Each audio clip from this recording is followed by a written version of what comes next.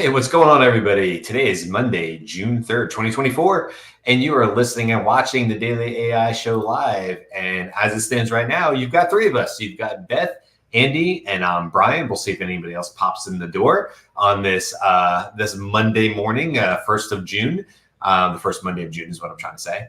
And today we are going to be talking, I guess what could be considered as a bit of a preview to next Monday when we're talking about Siri, what Apple has coming up. But really today's show is about Siri and Alexa. And if you didn't get a chance to see my thumbnail for this one, I'm personally proud of it. It's basically, go have a look at it. It's just a cartoon, but it's two elderly women, one with a walker and one with a microphone, and one is Siri and one is Alexa.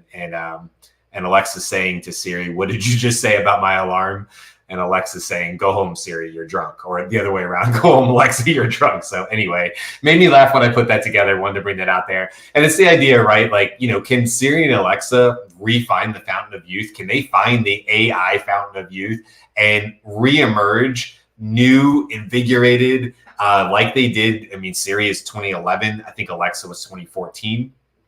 And so it's really sort of a conversation about that. But before we get into that, the three of us dig into Siri and Alexa, which I'm sure will be a fun conversation, talking about the developer conference coming up for Apple next week, in which we expect to hear lots of, updates on Siri. I do want to take a quick pause here and just say, number one, I just want to say thank you to everybody that's been supporting us on the show. I want to say this at the top of the show because I typically do it at the end and people are sort of signing off, and that's totally expected. But we are, as it stands right now, I will give you the live update. We are 28 people away from 1,000 subscribers on YouTube. And while YouTube is not the only place that we're trying to grow, we're also on Spotify, Apple Podcasts, LinkedIn Live, things like that. YouTube has been the one that has shown like probably the most explosive growth for us. And so a lot of credit that goes to Jumi, who puts out a lot of our shorts and different things that we're doing there. And we're thinking of always new ways to do it. So I just want to say, number one, thank you to our subscribers.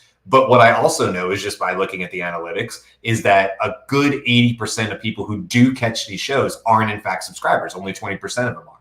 So if you'd like to help us out, a like, a subscribe. If you're like me, which seems to be the growing trend, I watch YouTube on my TV. I have been doing that now for several years, and it seems that YouTube is definitely moving in that direction. So it's a little hard, I'll tell you, on the TV to do a like or subscribe because you got to click around on the screen. It's not like on a computer or your phone. But if you want to support us in that way, that would be great. The other quick thing, and then we'll get back to the show today, is if you would go to thedailyAIshow.com, which is our homepage, and sign up for the newsletter. Now, what newsletter, you say? Well, that's a good call because it's the first one's going to come out this Sunday.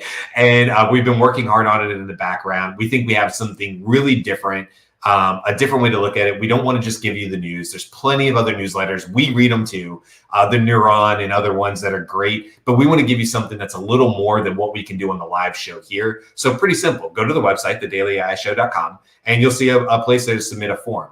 We're going to give, and the number's growing, so you got to do this soon if you're listening to this. We're going to make sure we give an additional bonus to the first 100 people that sign up for the newsletter. It's just a quick thank you for supporting us early. So if you haven't signed up for that, I'm watching the numbers literally grow on my other screen. So go check that out and sign up for that newsletter. Okay, back to the show, but I just want to say thank you and call it a few quick things there. All right, so Beth, Andy, we have Siri and Alexa, and they're both sort of taking their own paths. I think we could agree at this point that there's definitely more hype around Siri, and that's because next week, June 10th, Apple is having their developer conference, and there's been a lot of rumors. Now, I don't know if any of this has been confirmed. I know that Bloomberg has been heavy in this rumor mill, I guess we'll call it, maybe somewhat back-end confirmed rumor mill about what the future of Siri will be. On the Amazon side, we had a developer conference that was like back in September, and they actually did demo a bit of what the Amazon is saying this sort of new Alexa chat would be like. And we can show a little bit of that. I have it queued up on my screen as well. A little less on that side, but what we have heard within the last 2 weeks on the Alexa side is Amazon is going to come out with a paid version of Alexa. How much? We don't know. I've heard rumblings that it'll be in the single digit figure, so $9 or below per month. And then there's a big question of, hey, that's something we've gotten all access to for free for 10 years now? And is it a bridge too far? Would people be willing to pay a little extra for it? So that's sort of where we sit on the side. But let's kind of maybe start with Siri, since like that's where the more latest news are. What have you guys heard, or what are you most excited about in the rumor mill, whether it be Bloomberg or anybody else, about what this future of Siri is going to look like? So I have to say that in researching for this show, I was surprised in finding out what Siri can already do, right? There are a lot of third-party integrations that already exist, and they exist as shortcuts with Siri keywords, right? So I think actually the biggest thing that will shift is not needing to remember the keyword, is potentially being able to just say what you want, right? Like, and that it doesn't have to be called, like talk with ChatGPT, right? Or start a voice conversation with ChatGPT, or whatever those two call key launch words are. So I think the natural language will be really interesting. The other thing that I saw in this, I'm not sure that they will regain their thrones. To like reference back to the title of the show, I think what they're planning is still behind the major players in this, but I'm looking forward to it 100%. That's pretty much where I was coming from. Like what I want is Siri, right? We talk about you being able to have your phone looking over your shoulder at your computer screen. I want a smart Siri looking at me from the phone screen so that I can say, I like this tweet, add it to my mem. And not, right? Like, I'm looking at this side of it. You're looking from the phone at the back of the screen. We both know what we're looking at. And so please, or have a conversation about that kind of stuff. I would love that for any app where I'm like, hey Siri, how do I use this app? Where the hell is the home screen? Where do I go to do this thing? How do I cancel this? And Siri says, I got you. You signed up for this 2 months ago. You've only used it 3 times. You need to go into your general settings. I will take you there. Then Siri says something to the effect of, would you like me to take you there? And I say, yes, that would be great. And it says, okay. And then it opens up my settings, then opens up general, then opens up my subscriptions, and it says, and then there's a big arrow pointing and being like, this is the one. This is the one you want to cancel. And I honestly, as much as a joke, I think that's all totally possible. Like you said, Beth, it's like Siri's looking from the other side of the screen. We can both see it. I just need a little bit help navigating. And maybe there's some agent type work there where Siri, I've heard that maybe Siri will be able to do several steps in a row. So if you were to say to your memory thing, add this to my memory and then put it in a document for me, that's 2 steps. So we might consider that to be a little bit more like a more agent like, because there's now maybe like I'm starting in this app and I'm going to that app. So yeah, there's a lot of potential there. Jimmy's also joined us as well. Jimmy, we were just saying that, we sort of started with Siri. We sort of gave the intro, but we're saying like out of the rumor mill of what's to come maybe next Monday, what are you, we're just talking about like what of the rumors, what Bloomberg has said, what are you like maybe most excited about or you think is going to happen? But I'll throw it to you, Andy, first. So Jimmy, you just joined us. Like Andy, in terms of what you've heard, and do you use an Apple or do you use an Android right now? Apple. Okay. So with that in mind, what would you say you're maybe most excited about, or maybe like Beth was saying, like what are you hoping that Siri would be able to do in the near future? Yeah. So Beth mentioned that Siri already has a number of integrations where you can set up a shortcut to have it invoke some other app or whatever. But that setting up a shortcut on the iPhone, I find to be a clunky experience. It'll be much better if I could simply ask Siri to set up such a keyword, a kind of command. And by the way, we're talking about Siri and Alexa. I want to lay out a, like the short history of how those things have emerged and focused on certain actions. But Google Assistant is out there too. And Google Assistant is reputed for its better accuracy, its wider range of actions and multi-step interactions that you can program into it. So anyway, I am an iPhone user, so I don't use Google Assistant, but my research on this says that Google Assistant ought to be in this comparo because they're better in a number of significant ways.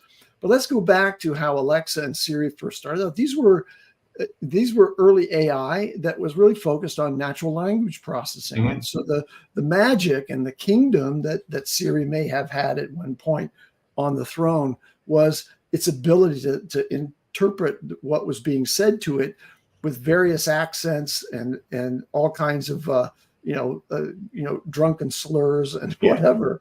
So it had the ability to figure out what you were saying, except for me. So one of the big obstacles to use of Siri for me has always been that it doesn't quite get what I'm saying. And I get frustrated in interaction with it because it's not comprehending that. And similar, the on the iPhone natural language detection and sort of dictation as you're, entering something in, it routinely doesn't do what I want it to do if I'm, dictating a text, for example. Mm-hmm. So Siri, because it's in the iPhone ecosystem, is really focused on trying to work with your other devices and being omnipresent across your Mac desktop and on your phone. And it doesn't remember things across those at all, but it's there. Now, Alexa, I'm going to shift over a little bit to Alexa. Alexa, as you might surmise, is really, really good at shopping on Amazon. Yeah. Right. So that's where its training and its skill have really come to the fore. Whereas Siri isn't all that effective in the shopping context unless it is for somebody who can actually speak to it. My wife, for example, can dictate long texts or whatever she wants just by calling on Siri. The best I use Siri for is call and the name that I know is in my contact book. And that's as far as I've used Siri. So I'm very optimistic and very eager to see the emergence of Siri capabilities that are expanding on the action front so that I can articulate more things to have it do for me, and accomplishing with the assistance of OpenAI the natural fluency that you heard in the demos with 4.0. Yeah. So if it gets to that point, it's really going to get me for the first time, because right now Siri doesn't get me. And I think if Erin's not here today, by the way, our panel has grown. We now have Carl here too. So there's now 5 of us here, which is great. But if Erin was here, he'd probably be saying, there's a bit of limited interaction because he doesn't have an accent, but to us, he has an Australian accent. Excuse me. And he may say like, Siri has a hard time. And he's talked about it quite a bit with different of these AI tools where they understand English, but the minute there is a slightly different than maybe Americanized accent or whatever, there's a little bit of trouble on how they work. So I'd be curious to hear what he has to say about that. But since we do have Jimmy and Carl here as well, Carl, we were just talking about Siri sort of first, but we're talking about Siri and Alexa. Can they regain their throne? Are they washed up? What's going to go on? I think there's a good distinction here to talk about as far as like Siri is maybe we don't know, partnering with Apple and Google in some ways, in which case Apple may be saying, you know what, we're not trying to necessarily build this in-house, as opposed to Alexa and Amazon, they are. And so they are building their own language model, and we do not have any knowledge right now or even any hints that Amazon is trying to go outside of their ecosystem to perhaps make Alexa better. But Jimmy, the kind of question here is, okay, Siri might get better starting next Monday, or at least we might get some announcements about that. Maybe it is going to be directly connected to GPT 4.0. Maybe Sam Altman is going to walk out on the stage, as Carl, I know you sort of predicted, not to jump on what you were going to say, Carl, but you sort of predicted that as well. What's the best case scenario for you, Jimmy, in terms of what could be announced for Siri next week? Best case scenario. Well, I think the best case scenario would be I don't have to do anything. It just works. Maybe I hit a button or tap an Apple Watch or tap an Airbud, and I can just talk to it fluently. I'd be like, hey, Siri, I'm thinking about this thing. How can you make that happen for me? That would be the best case scenario. Is that going to happen? Unlikely. And one of the reasons I was actually joining a little bit later is I got into this in-depth conversation with Gemini AI, which has replaced Google Assistant on Pixel phones on Androids.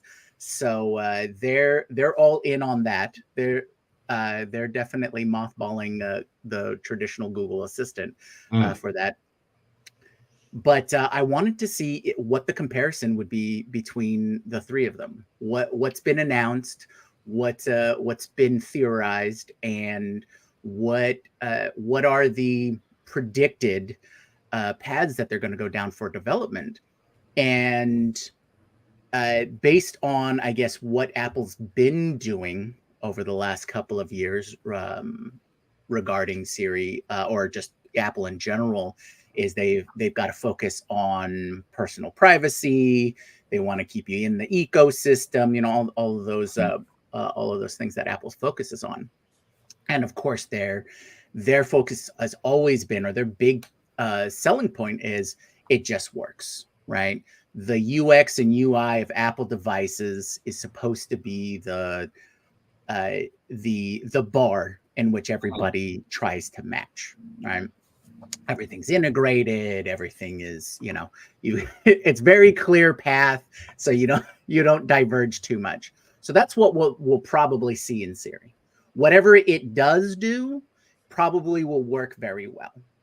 Now, do I think it will be, whenever an Apple device and an Android device are compared, the newest tech or newest hardware is always released or better on Android because it's more open. There's hundreds of manufacturers making all different kinds of components and things like that, whereas Apple's the only one who's making iPhones.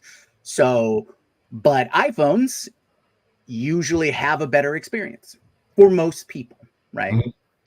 So that's what I see from Siri. I see that it will they'll announce a bunch of features just like every other tech company in the cycle. It'll say, this is what's available now, and this is what will roll out in the next few months. And when they announce iOS 18, they'll show a nice slick demo video, because for sure. That's the Apple thing. But we'll say components A, B, and C, right? The features A, B, and C, those will work well. That's what I'm expecting. Now, what I think those particular features are, it'll be the conversational piece, because that's what will make it easier for everyone. So that, if there was a prediction, I would say it would be the natural language conversation. If they are tying in with OpenAI specifically for Siri, then that's probably what we're going to see, is that feature, what OpenAI showed for 4.0.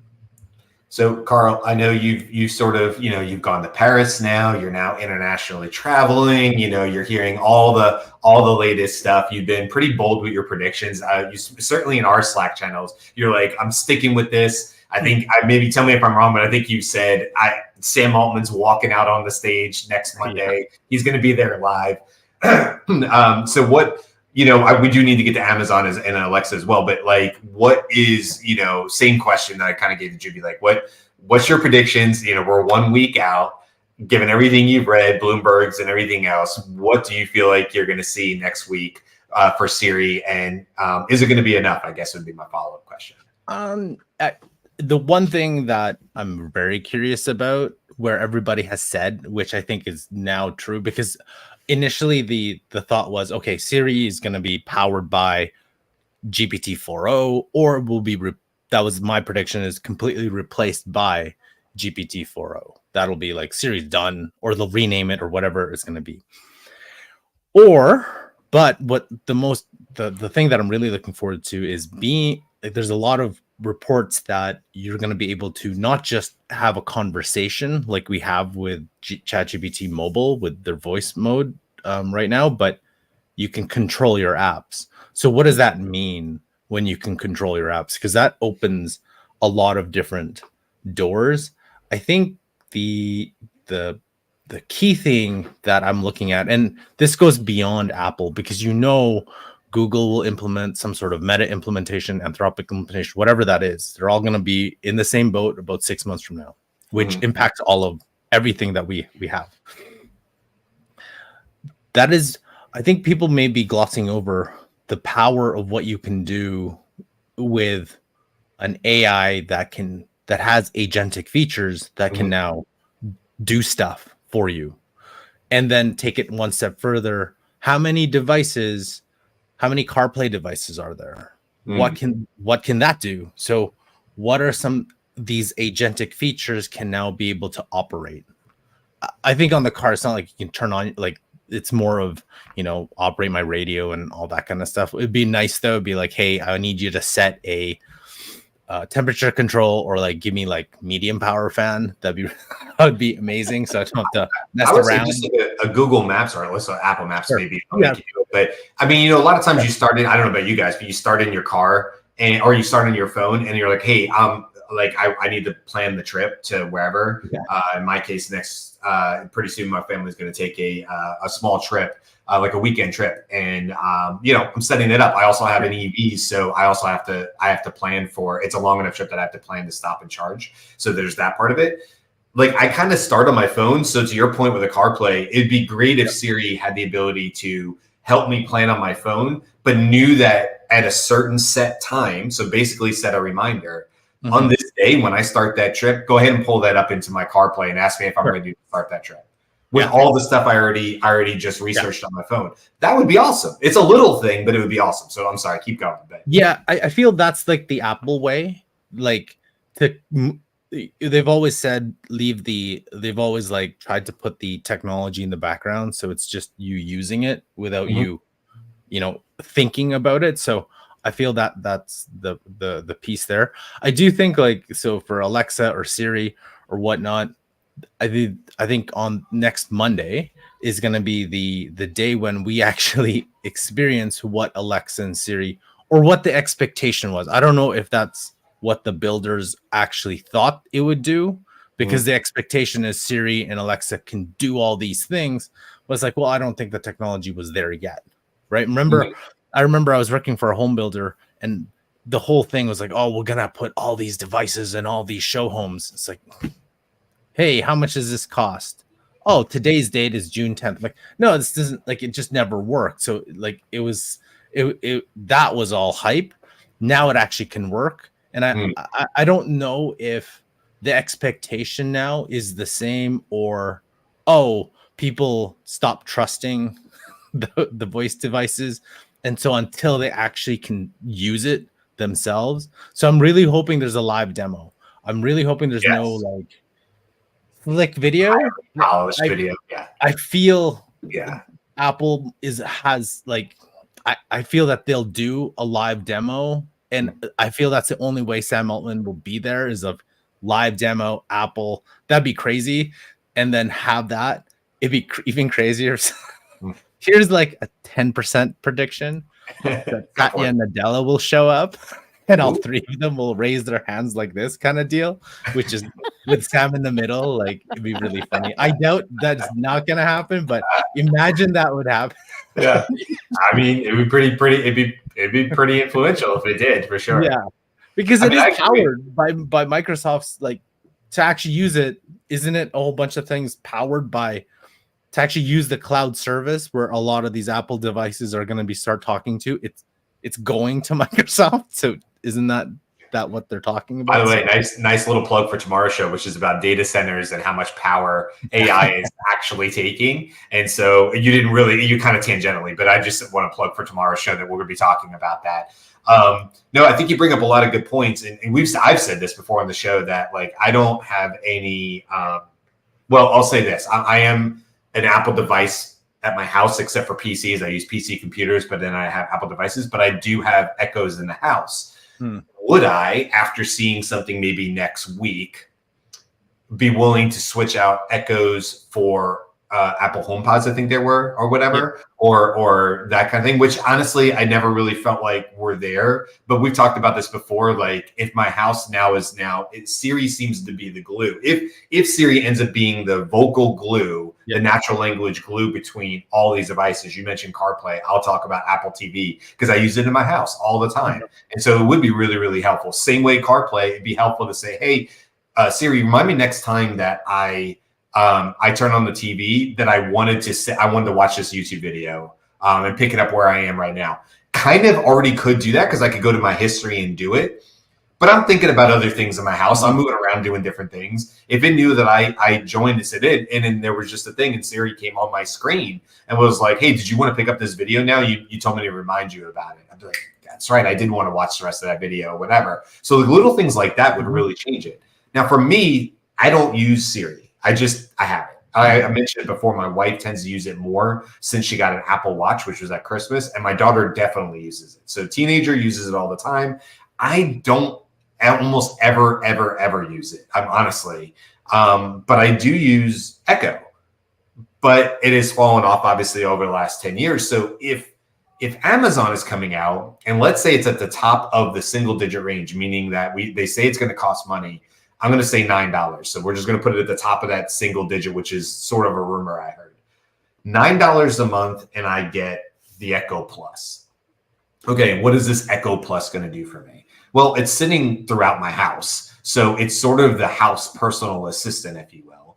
And right now, I'm going to say it's good for setting a timer when I'm cooking pasta, a good reminder. I set a timer every time I'm doing laundry because I won't hear it upstairs. My daughter uses it all the time to turn lights on and off in the house. We have several automations in the house that are set up that way. And so she will say, turn on the upstairs stairs, and bing, bing, bing, bing, bing, 16 things happen upstairs. And that's fantastic for her. So she doesn't have to go upstairs to a dark house, right? So like, we do use it all the time, but we use it in I use 6 things all the time.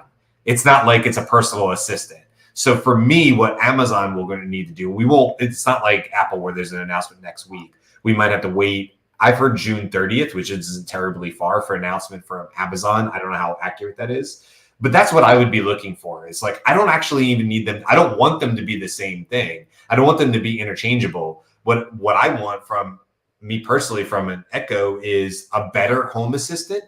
And from Siri, I want a better overall assistant that can open the apps, go to Apple TV, go to CarPlay, go to like all these Apple connected things where I'm getting more agent-like stuff. I don't know that I necessarily need that from Echo right now, but for both of them, I definitely need a better natural language experience. So that would be sort of my answer for where I'd like to see both. And I think we're likely to do that, but just for a little context, like that was Salesforce like 4 years ago, 5 years ago, to be able to have a natural language interaction with already set functionality. Like, I'm not sure this is enough. While also knowing that we're totally we're in the bubble, we have very high expectations. But as people start to really get a sense of what GPT-4o can do, and when, if, but really when, the more agentic being able to take actions on your behalf, I'm not sure this is going to be enough soon enough, which doesn't mean anything from Apple because they have such a huge market share, and Amazon also, right? But they're already they're starting from a place of disappointment. So like, if they're successful, they've come up to like, I'm less disappointed, or maybe I'm not disappointed, but I'm not sure they're going to come to the level of like, wow, this is really great. I think they're maybe a little too far behind for that.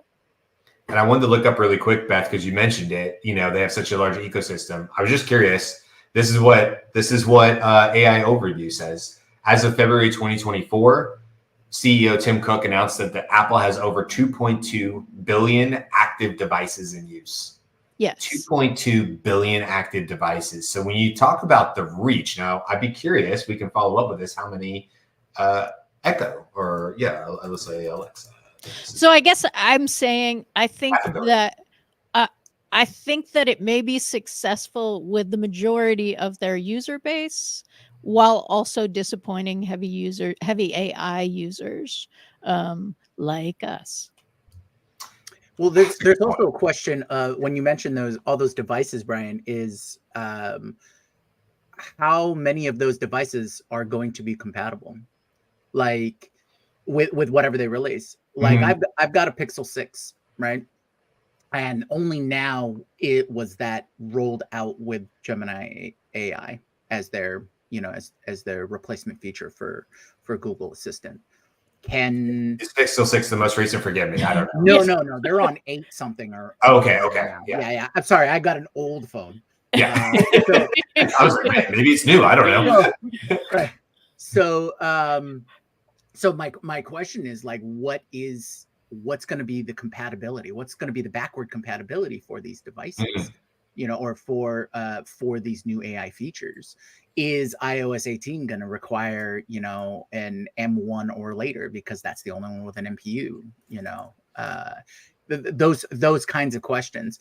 2 billion active devices, great, but we all know that the vast majority of cell phones in use or purchased are the older models, not the the flagships. That's what they announced, but that's not it's not what the vast majority of people have.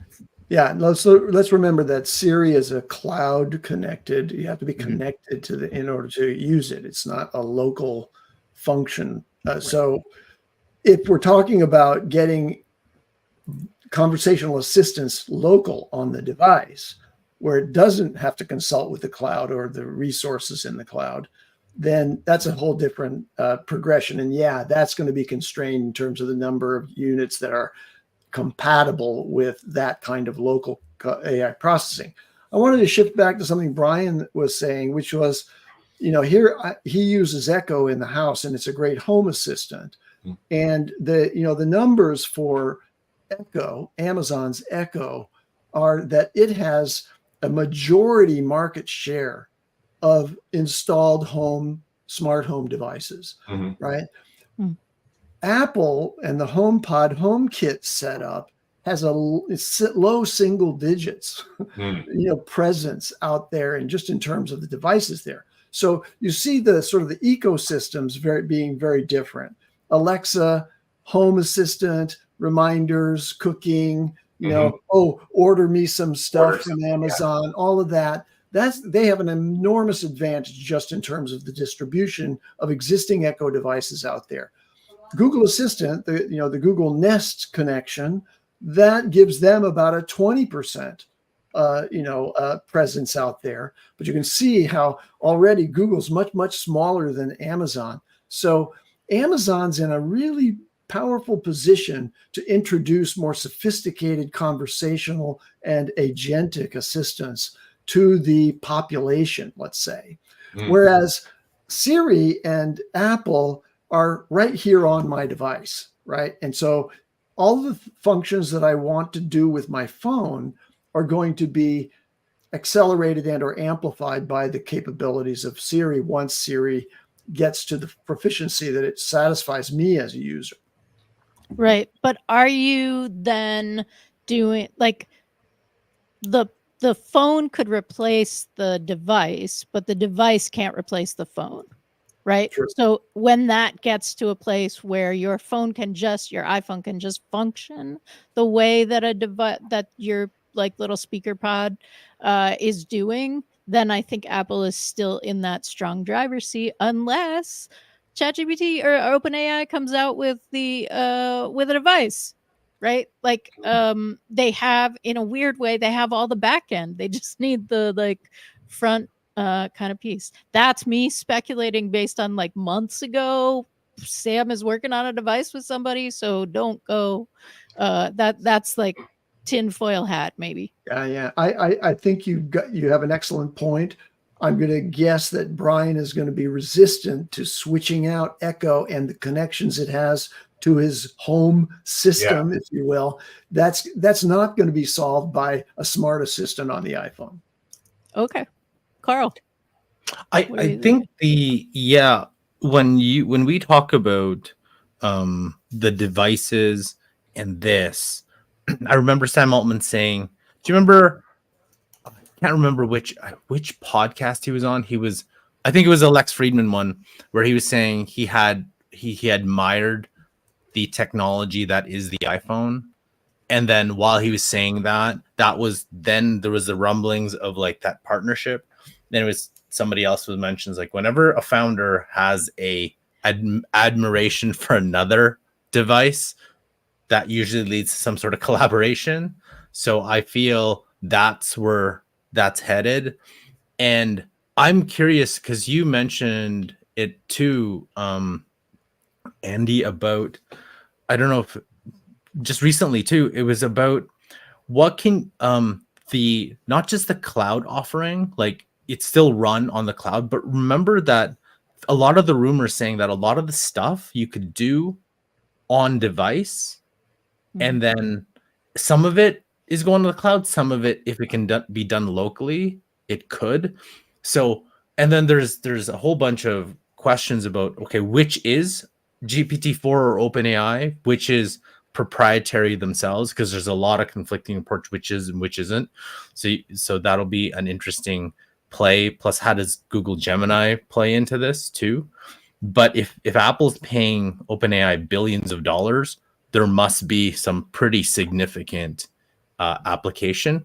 But then the question is, Brian, too, if Siri enables all of this and doesn't charge a price, just the price of the device, I'd be curious to see if like, oh, Amazon's charging us $10, Apple charges nothing. Yep. That I'm with you, Carl. That's what I want to see. I want to if Apple tries to jump forward, that would be a fantastic way of doing it. It's like that way, yes, that because be integrated in your iOS 18, and that's it. That's it. Yeah, we don't have to charge an extra $8. We don't add $30 to Google Workspace. We don't, none of that. I would love to see that. I don't see how catch into exactly. Yeah. I just don't see how Amazon can compete with that then. If it's like, yeah, any device, you just buy the device or you have the device, but it's all connected already, then your Echo sits there and be like, $10 a month or free. Yeah. I'm not now because I have Echoes all over my house too. Yeah. And like the only thing that people use it for is exactly the same thing. Setting a timer, asking very, very simple questions, and playing Spotify. Yeah. And even that it doesn't always 60%, 100% of the time. Right? Is what is it gonna take for people to switch their ecosystem that they're in? Right?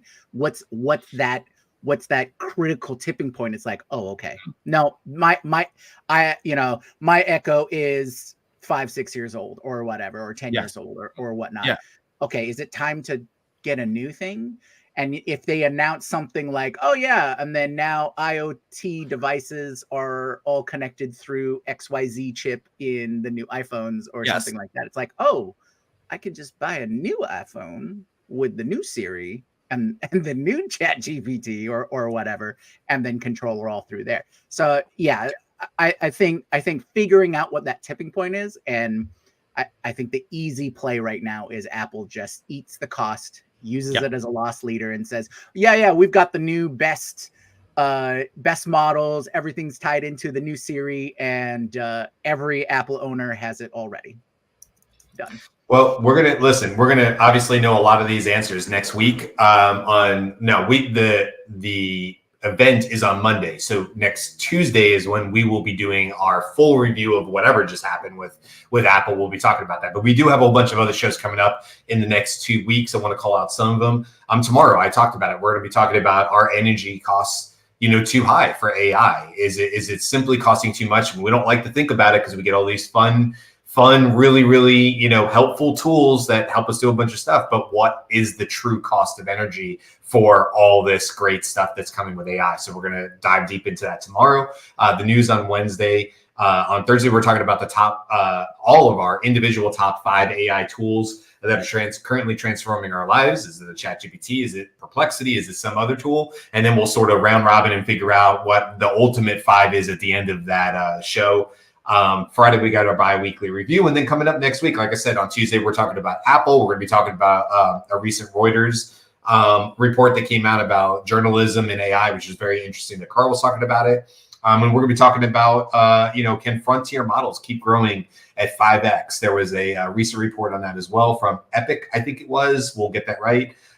So we'll be talking about them, and then we'll do another tool review next week. So that's what we have coming up over the next 2 weeks. Of course, things could change as, new AI stuff comes out. Sometimes we pivot, but keep coming back. Like I said at the top of the show, we really appreciate it. If you have not subscribed to us on YouTube, as well as the other platforms, that means a lot to us. We're trying to hit that 1,000. We're pretty sure we're going to hit it this week based on numbers, but that's a good milestone for us, and we'll be upwards and onwards from there. So that's it for today. We'll be back tomorrow to talk about energy needs and what that means in AI. So until tomorrow, guys, have a good one.